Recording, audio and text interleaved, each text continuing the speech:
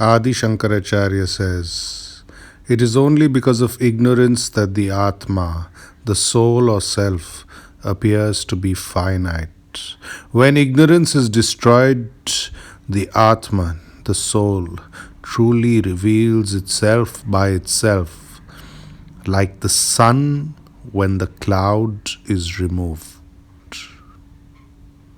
So Adi Shankaracharya is saying that somewhere deep down, at our innermost core, exists an infinity.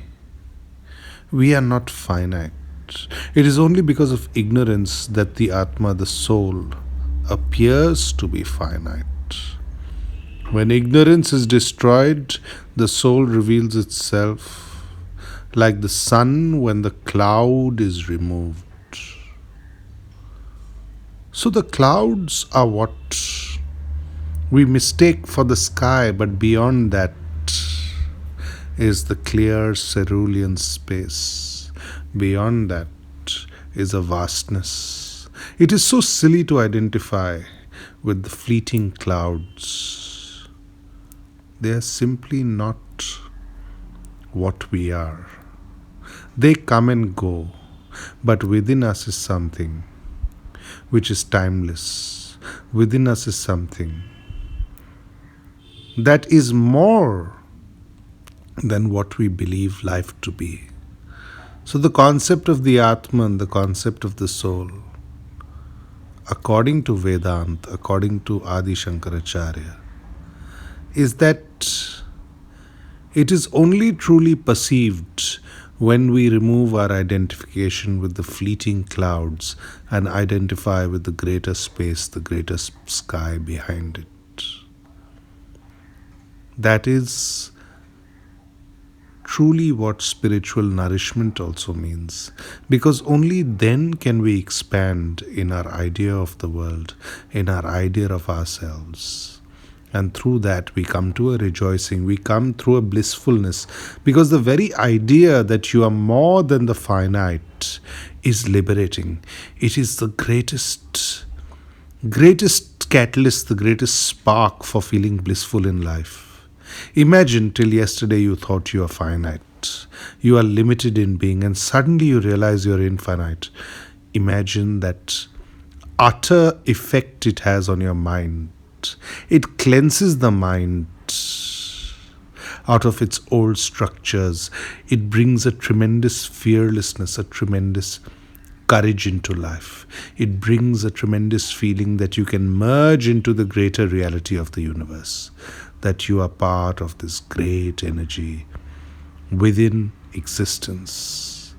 In a way, you are an intrinsic part of what you may feel is God's existence, but even the word God is not needed. The vastness of the universe is enough.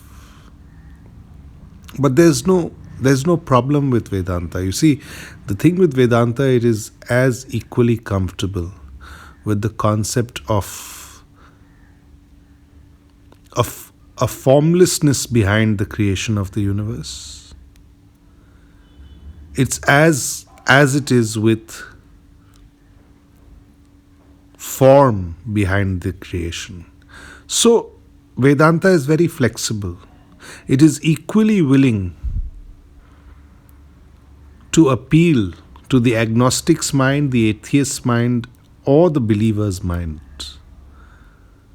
You can talk about God in Vedanta, but at the same time you can negate God also. Neti neti. You don't even need God's presence. The greater reality, Brahman, the formless, you can deal with that.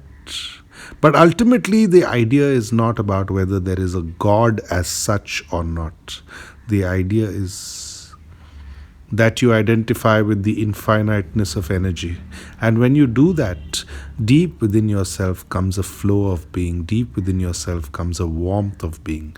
All your tensions are dissolved, because you realize that you are absolutely larger than you ever believed you were. And that is really the most transformative, the most blissful feeling in life. All our other qualities, those of anger, jealousy, and so on dissolve when we feel this vastness of being.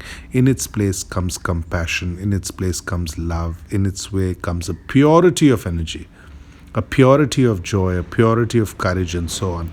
Because we are able to, we don't feel alienated, we feel very rooted. We are able to identify with something which is all nourishing, all energizing, and that is the greater. This is how we move into the depth of being. This is how we nourish ourselves with the very spring of, the very fountain of the universe, the very vital energy of creation. We nourish ourselves in body, mind, spirit. We feel energized when we realize that within this limited body, there is a formless, there is an infinite, great element of the infinite hidden within us. And when you feel that in a silent experience, all that becomes manifested in the work you do, in the action you do in the world. It is a hallmark of movement towards enlightenment. It creates great bliss within you, and that very bliss makes your life revitalized, nourished, revolutionized in your entire attitude towards life.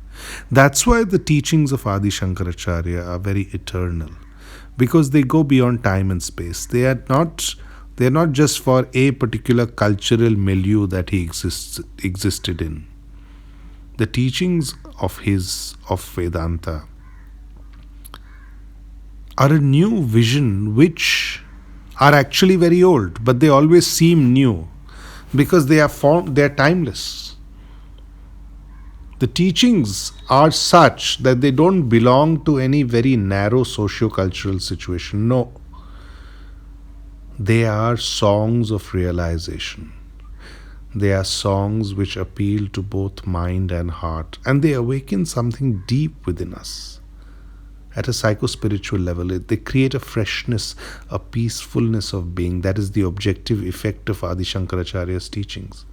They create a blissful feeling within us. They create a passionate yet calm feeling within us. And it is a very integrated teaching, a singularity. It tells us that we don't have to live fragmented. We don't have to live as if we are split between body, mind, spirit. No. Understand that you are ultimately all consciousness. Understand that you are ultimately not finite. So doing, you move wholeheartedly into life. You move into a situation where life becomes completely, absolutely revolutionized, because you look at it with different eyes. You look at it as a flow of great energy. You look at it as an opportunity within which your entire creativity, your entire love, your entire compassion, your entire passion can explode into a happiness, into a joy. And that is the very gift of Vedanta. That is the very gift of what Adi Shankaracharya is talking about. It makes us relaxed at a very existential level. That itself creates higher joy, higher freedom, higher achievement, and so on. So the